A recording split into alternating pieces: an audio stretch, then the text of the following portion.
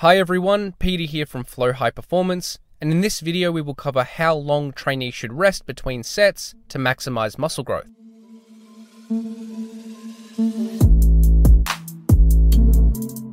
First, let's define exactly what we mean when referring to rest periods. Rest periods are simply the time taken between each set. This is usually passive rest, where no deliberate activity is performed. The trainee usually sits down somewhere and waits until it is time for them to perform their next set. Therefore, this can be more accurately termed as interset rest. So what acute effects does interset rest have on resistance training? Well, quite clearly, interset rest influences acute fatigue levels. This then impacts lifting performance of subsequent sets. The amount of rest allowed between each set determines how much time a trainee has to dissipate fatigue before the following set. Naturally, shorter rest periods limit how much weight or reps we can lift in the next set, while longer rest periods allow us to lift heavier loads or perform more reps. However, what we really want to know is, do these effects on lifting performance influence hypertrophy outcomes? To understand this, let's look at what the research says. The best evidence we have is this systematic review. This review analysed the current research, comparing interset rest periods of less than 60 seconds versus rest periods of greater than 60 seconds. The researchers concluded that both short and long rest periods are similarly effective at promoting muscle growth, although there is potentially a slight advantage for longer rest periods. So when we look at the entire body of research, we can see that overall there seems to be a slight trend in favour of longer rest periods. Let's now look into more detail of why this may be the case and what potential mechanisms contribute to such findings. The first and most probable reason that longer rest periods seem to be slightly superior is due to its influence on lifting performance. As we discussed, longer rest periods allow greater fatigue dissipation and therefore superior lifting performance. This study compared the effects of training with short versus long rest periods on hypertrophy outcomes. Subjects performed a full-body resistance training program 3 times per week for 8 weeks. Trainees performed 3 sets of 8 to 12 reps to failure of the following exercises: back squats, leg press, leg extension, bench press, military press, lat pull down and seated row.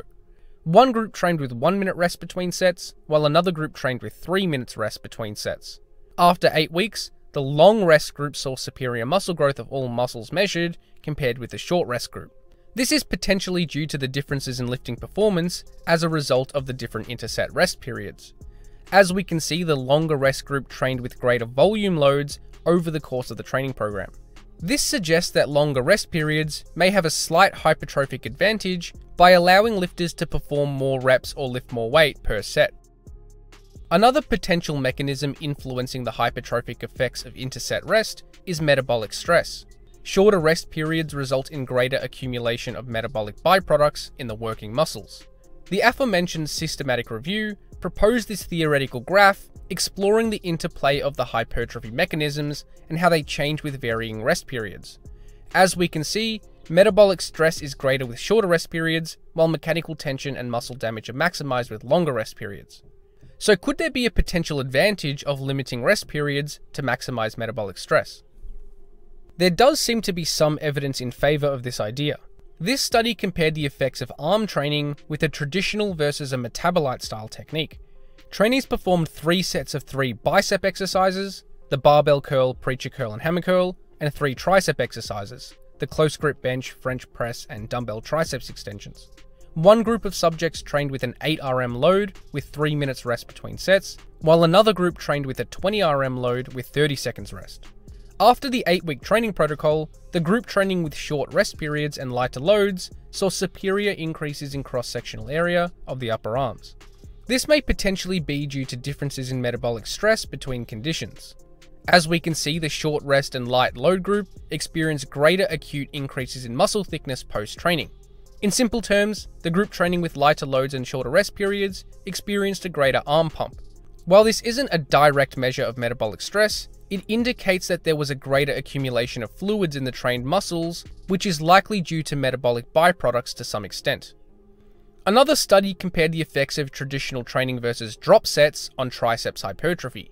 Trainees performed 3 sets of tricep pushdowns 2 times per week for 6 weeks, with all sets taken to failure.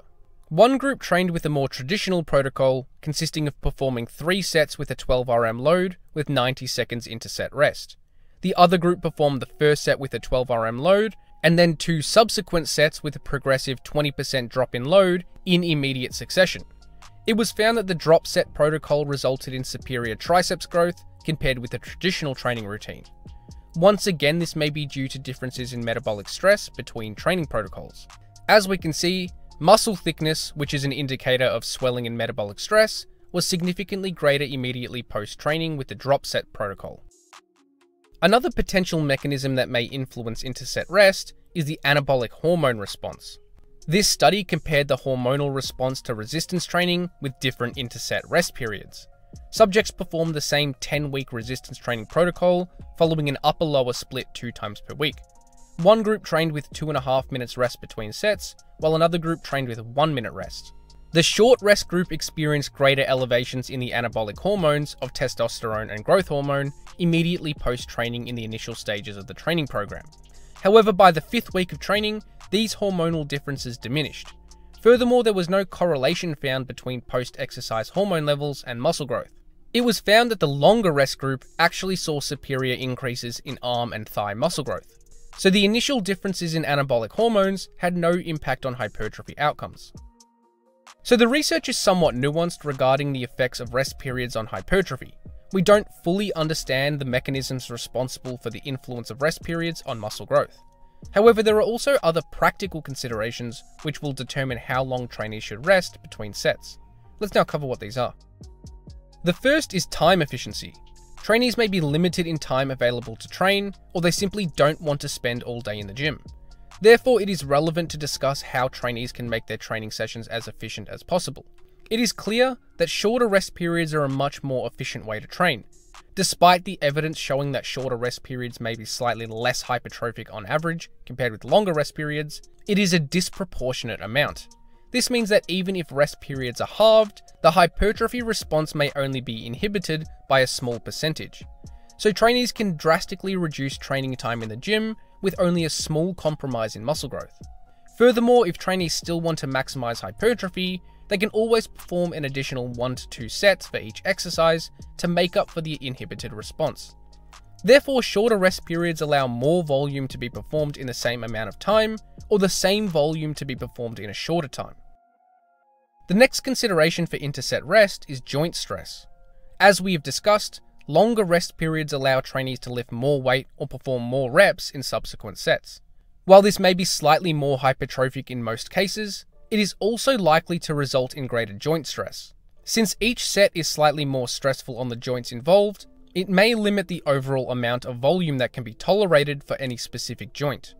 Pushing beyond this volume threshold with heavier loads may result in joint pain or irritation over time. So training with shorter interset rest will limit relative loads lifted, which will induce less joint stress per set. This will allow trainees to perform more volume across the week before experiencing a pain response. And the last important consideration is how rest periods may impact different exercises. It may be more suitable to implement longer or shorter rest periods based on the specific nature of the exercise. We should keep in mind that to maximize hypertrophy, we want to make the target muscle the limiting factor for performance. This is because we want to maximize stress of the target muscle for adaptations to take place in that tissue.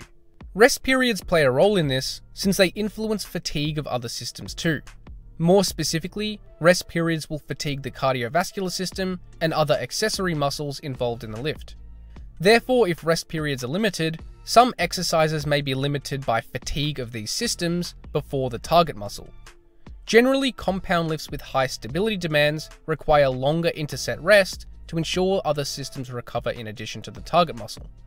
Furthermore, isolation lifts with low stability demands can usually get away with shorter rest periods because performance will only be limited by the target muscle, not any other systems. For example, back squats generally require longer rest periods than leg extensions. Although both exercises primarily train the quads, squats have a higher cardiovascular demand and involve many other accessory and stabilizer muscles. This means if rest periods are too short, the set may be limited in performance by the cardiovascular system or fatigue of other muscles. However, local fatigue of the quads will always be the limiting factor during a leg extension, regardless of how short rest periods are. This is because the quads are the only muscle group significantly involved in the lift, and the cardiovascular system is not heavily fatigued. So based on all of this information, let's establish some practical recommendations. For the most part, longer rest periods seem to be slightly more hypertrophic than shorter interset rests. However, longer rest periods are far less time efficient and likely more stressful on the joints and connective tissue. This may limit overall training volume, which may indirectly inhibit hypertrophy outcomes. Furthermore, rest periods may be manipulated based on the specific exercise being performed. Here are some general recommendations for different exercises. Free weight compound lifts generally require longer interset rest to ensure the cardiovascular system and accessory muscles don't limit performance before the target muscle. Furthermore, it seems that the beneficial performance effects of longer interset rest translate to superior muscle growth. Therefore, depending on the specific exercise, around 3 to 5 minutes of rest may be appropriate between sets. Compound lifts, which may not be as centrally fatiguing and have lower stability demands, can probably get away with slightly shorter rest periods. Exercises such as the seated cable row or dumbbell shoulder press are technically compound lifts, but don't have a high cardiovascular demand and don't have high stability demands. Appropriate interset rest times for these exercises would be around 1 to 3 minutes depending on the specific lift. And lastly, isolation lifts can involve shorter rest periods. This is because the target muscle will always be the limiting factor, regardless of how short rest periods are. Furthermore, there is some evidence that shorter rest periods may be more hypertrophic for isolation lifts due to a greater accumulation of metabolic stress. Appropriate rest times for isolation lifts can be as short as 15 seconds and up to 2 minutes.